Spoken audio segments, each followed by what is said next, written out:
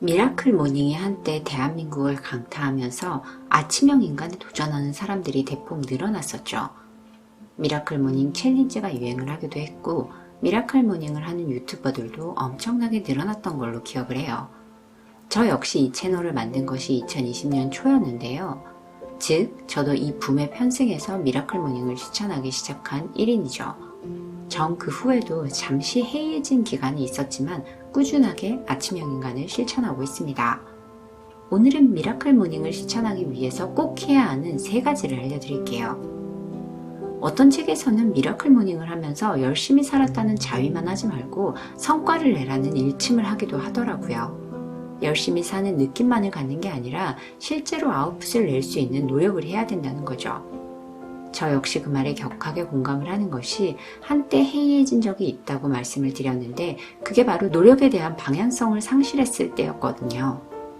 그냥 아침에 관성적으로 일찍 일어나기는 했지만 공부하고 싶은 것도 없고 목표도 없는 상황이다 보니까 그냥 웹소만 읽었어요.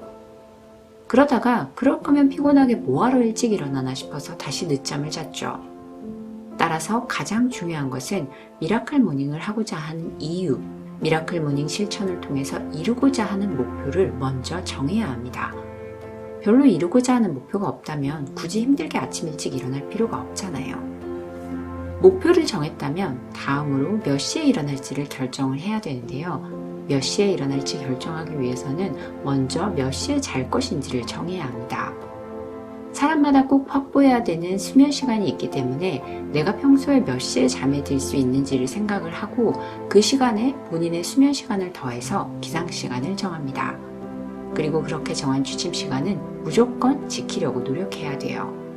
저 같은 경우는 7시간은 꼭 자야 되기 때문에 5시에 일어날 때는 10시에 꼭 침대에 누웠어요. 요즘엔 10시에 자는 건 좀 너무 이른 것 같아서 11시에 자고 6시에 기상하는 패턴으로 바꿨는데 운동하는 시간이 길어지다 보니 아침 시간이 좀 부족하게 느껴져서 30분 일찍 자고 5시 반에 일어날까 고민 중입니다. 본인에게 필요한 수면 시간을 모르는 경우에는 일주일 정도 테스트를 해보면서 컨디션을 체크해보는 것도 좋아요. 일주일간 6시간을 잤는데 너무 힘들어서 일상생활에 불편함까지 느끼셨다면 7시간은 자야 되는 몸인 거죠. 그런 식으로 테스트를 해보는 것이 좋지만 가능하면 7시간은 꼭 수면을 취하는 것을 추천드릴게요. 그 정도는 수면을 취해줘야 인간의 뇌가 더 잘 활동할 수 있다는 연구 결과도 있더라고요. 목표를 정하고 기상시간을 정한 후에는 가장 중요한 모닝 루틴을 짜봅니다. 처음 아침 일찍 일어나면 당연히 피곤하고 졸립죠. 그래서 그냥 다시 침대에 누워버릴 가능성이 크기 때문에 조금이라도 정신을 깨울 수 있는 루틴을 넣어주는 게 좋아요. 예를 들어서 일어나자마자 양치나 세수를 하거나 단순히 잠을 깨기 위한 5분 샤워 등의 루틴을 넣는 거죠. 별것 아닌 것 같지만 한번 잠이 깨면 일어난 것이 아까워서 다시 침대로 돌아가지는 않게 되거든요. 그러면 아침의 기적을 만들 수 있는 환경이 만들어지게 됩니다. 잠을 깨는 루틴 없이 바로 명상으로 들어가면 앉아서 졸게 되는 경우가 많아요. 안 그래도 졸린데 명상한다고 눈까지 감아주니 그건 그냥 내 몸한테 자라고 말하는 거나 마찬가지거든요. 그래서 전 초반에는 명상하기를 했었는데 기상시간에 익숙해질 때까지는 명상하기 루틴은 아예 빼버렸어요. 그리고 지금도 딱히 하지는 않는데 전 명상보다 혼자 생각을 정리하는 시간을 갖는 게 더 맞더라고요. 그래서 운동을 마치고 돌아오는 길이나 출퇴근 운전하는 시간을 혼자 생각을 정리하는 시간으로 삼고 있어요. 이렇듯 미라클 모닝의 7단계를 무조건 따라하는 게 아니라 본인 상황에 맞게 잘 변형시키면 된답니다. 그러면 이번에는 제가 아침에 일어나서 꼭 하는 5가지 루틴을 소개해 드릴게요. 첫 번째, 기상과 동시에 양치를 한 후 소금 가글을 합니다. 이건 제게 남아있는 잠기운을 없애는 단계예요. 소금 가글을 한 후에는 미온수도 한 잔 마셔줍니다. 두 번째로는 체중을 체크합니다. 내 몸의 변화를 매일 확인하는 단계예요. 이건 다이어트를 시작하면서 생긴 루틴인데 몸무게의 변화를 보고 어제의 시기와 운동을 반성하는 시간을 잠깐 갖습니다. 다음으로 스트레칭과 운동을 합니다. 내 몸과 뇌를 깨우는 단계죠. 몸무게를 확인한 후에는 스트레칭을 하고 바로 뛰러 나가요. 요즘에는 일주일에 6일 정도는 꼭 나가서 뛰거나 걷고 오는데요.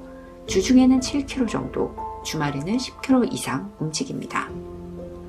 운동을 쉬는 날에는 스트레칭을 통해서라도 꼭 몸을 깨워줍니다. 다음으로 독서인데요. 제가 목표하는 일을 실행하는 단계입니다. 예전에 제 독서법에 대해서 소개한 영상을 올린 적이 있었는데요. 거기서 제가 설명했던 독서법은 이동 시간을 이용해서 오디오북 기능으로 책을 듣고 그 후에 소리로 들었던 책을 직접 눈으로 빠르게 읽으면서 중요한 부분은 밑줄을 친 후 책 내용을 정리하고 내 삶에 적용할 수 있는 실천 방법을 적어본다고 소개해드렸었어요. 그 방법은 여전히 사용을 하고 있는데요. 먼저 운동을 하면서 밀리의 서재를 이용해서 책을 듣습니다. 다음으로는 눈으로 읽는데 한 번 들은 내용이라서 눈으로 읽을 땐 엄청 빨리 읽을 수 있어요. 그래서 빨리 읽으면서 중요한 부분 밑줄을 긋고 그 다음 제 블로그에 밑줄 친 내용을 중심으로 책을 정리합니다. 이 과정은 저작권 침해 우려가 있어서 비공개로 작성을 해요. 그 후에 그 포스팅을 바탕으로 리뷰글을 작성을 하죠. 그러면 듣기, 읽기, 책 내용 정리하기, 내 생각 정리하기 4단계로 책을 읽을 수가 있습니다. 이 방법이 제게는 책 내용을 내재화하는 데 있어서 가장 효율적인 방법이었어요. 마지막 루틴은 집안 환기하기입니다. 밤새 갇혀 있었던 공기를 내보내고 새로운 공기를 집안으로 들이는 과정이에요. 이를 통해서 집안 환경을 리셋하는 단계인 거죠. 물론 너무 추운 날에는 패스를 하지만요. 여러분들도 도전하고 싶은 목표가 있으시다면 이런 방식으로 미라클 모닝에 도전해 보시는 건 어떨까요? 여러분들의 도전을 응원합니다.